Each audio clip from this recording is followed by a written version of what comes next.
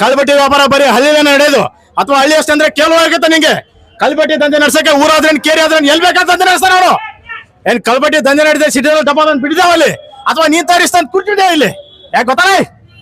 Arrest ಮಾಡಕ್ಕೆ ಮುಂಚೆ release ಮಾಡು ಅಂತ ಹೇಳ್ತಾ ಇದೆಯಲ್ಲ, ನೀನು ಒಂದು ಅಸಿಸ್ಟೆಂಟ್ ಕಮಿಷನರ್ ತಪ್ಪು ಮಾಡ್ದವನ್ಗೆ 4 ಬಿಟ್ಟು ಒತ್ತು ಹೋಗಾಗ ಪವರ್ ಪದವಿ ಬೇಕಾಗಿಲ್ಲ, ಬೇಕಾ?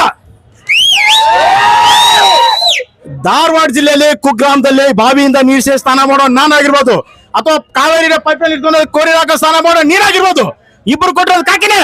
ನೀನು ACP, ಅದಕ್ಕೆ AC ಇರೋ ರೂಮು, ನಾನಲ್ಲ ಅದಕ್ಕೆ AC ಇಲ್ದಿರೋ ರೂಮು ಅಷ್ಟೇ. ನನಗೂ ನಿನಗೂ ವ್ಯತ್ಯಾಸ. ಮಾಡ್ಕೊ ಹೋಗ್.